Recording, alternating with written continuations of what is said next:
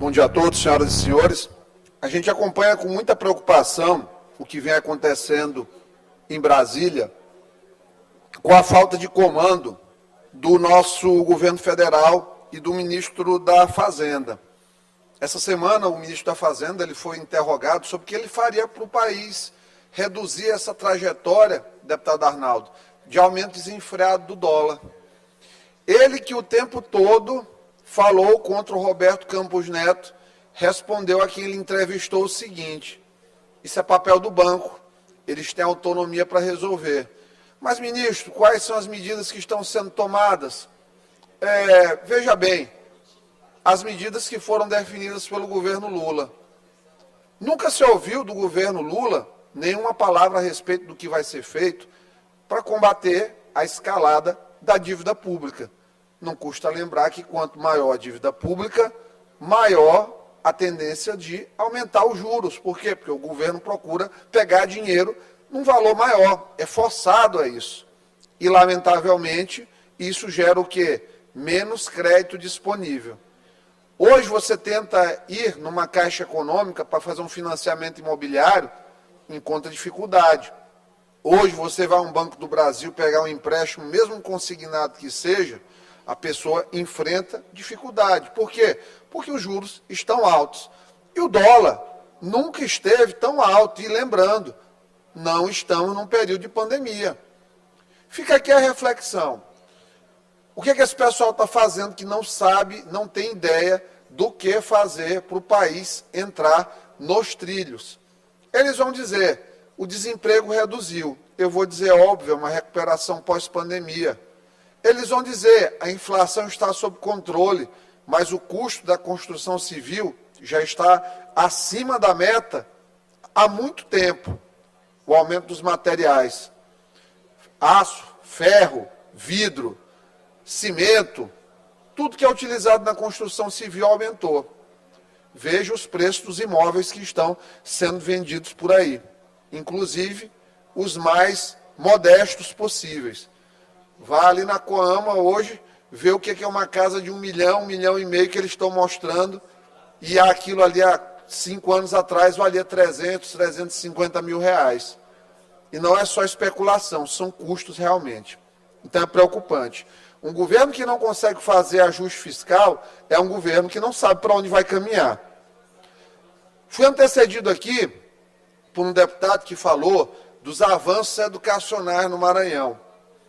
Eu digo com preocupação, a educação no Maranhão está andando para trás.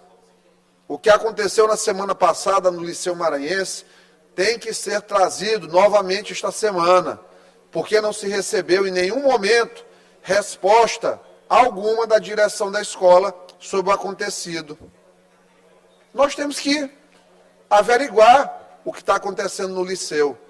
Situação estrutural. Disseram que tem falta de professores, disseram que tem aluno usando droga dentro da escola. Eu já tive toda sorte de notícias em relação à escola.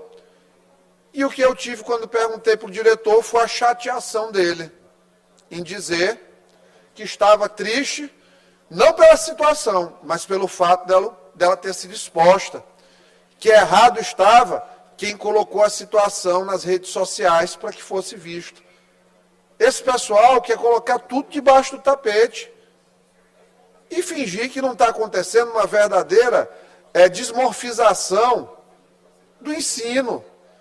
Olha, isso aí, se fosse uma escola privada, era o maior problema. Tinha tido mudança de direção, de professor, o aluno tinha sido expulso.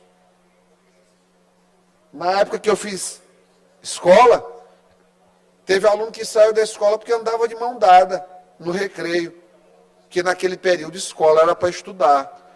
Hoje estão romantizando, estão dizendo que a gente tem que ter paciência com os estudantes.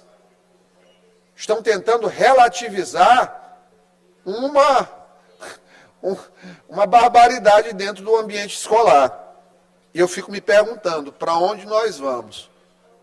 Hoje, dia 5 de novembro, eu faço a pergunta, para onde nós vamos?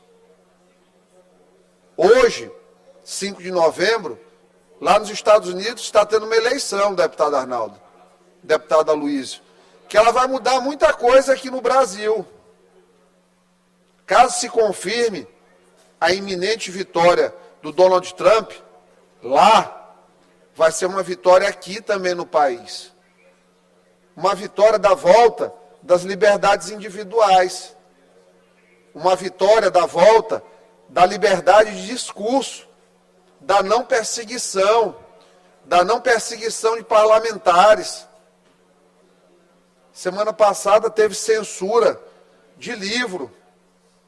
O ministro Flávio Dino tirou 4 livros, 4 obras de direito de circulação. Eu concordo que o teor das falas é inadequado. Eu jamais apoiaria aquilo ali escrito num livro. Mas o que está escrito se combate com outra coisa escrita. E não com a retirada. Porque hoje começa retirando porque aquilo era uma escabrosidade. Aí daqui a pouco está tirando de circulação só porque a ideia é diferente. Eles podem inclusive responder. E responderam em relação a danos coletivos. Danos morais coletivos. R$150 mil. Acredito que esteja certo. Em relação à multa. Mas em relação à retirada de obra literária de circulação, eu fico preocupado. Porque a partir do momento em que ministro do STF começa a ter direito de fazer tudo, até mesmo, presidente, de querer colocar deputado desta casa em inquérito que não é nem de competência originária do STF, aí coloca a Assembleia Legislativa, que não é parte, aí coloca os deputados do Maranhão, que não são testemunhas, e a gente sabe a grande concertação que está envolvida nisso aí, e quem está por trás disso, eu fico muito preocupado. Eu fico preocupado quando o pseudo-moralismo, ele quer corrigir o que não lhe pertence mais, e que por isso não é mais válido, mas ele continua a errar, quando tem parente seu, esposa, nomeado num gabinete parlamentar. Se os poderes são independentes e harmônicos, a primeira coisa que um ministro do Supremo deveria é não ter a esposa como SP25 num gabinete de um parlamentar aliado, que foi companheiro de partido o dia todo, o tempo todo, a vida toda, de um companheiro de partido da vida toda, nominalmente, Márcio Gerri Saraiva Barroso. É uma vergonha subir à tribuna para falar de quem quer que seja e ter nomeado a esposa de um ministro do STF no gabinete. Não tem separação de poderes, eles não defendem o tempo todo isso aí. Então, assim, é sempre essa covardia institucional. Essa semana teve uma situação aí no Fantástico, só para terminar, presidente, para não dizer que eu não falei das flores aqui, das espinhosas. Teve uma situação em São Benedito do Rio Preto. Prefeito eleito, ele responde por ele. Os veículos jornalísticos ligados aos mesmos, o segundo colocado, imagina, tirar um do republicano e colocar um do PT. Imagina a desgraça que ia ser. Candidato do Márcio Gerri. Aí começa do nada a dizer que é candidato aqui de deputado da casa. Eu fico constrangido. Porque todo mundo que é razoável, o deputado Aloysio sabe, é casado com a prefeita. Quem governa lá é a prefeita. O deputado Aloysio, que é marido, eu tenho certeza que às vezes ele é utilizado assim para dar um conselho, para dizer assim, olha, eu faria diferente nesse caso aqui. Conclua, deputado.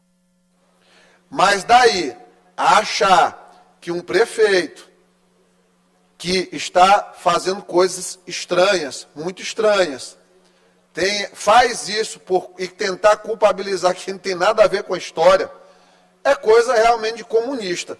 Eu digo, Márcio Gerri, você, para ter qualquer condição de abrir sua boca, até para escovar o dente, exonere a Daniela do seu gabinete. Porque senão você vai estar o tempo todo, porque ela não trabalha lá.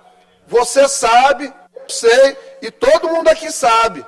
Exonere o ministro para poder falar do Bolsonaro, para poder falar daqui dos deputados da Assembleia, para poder falar de quem quer que seja. Esse é meu pedido a você.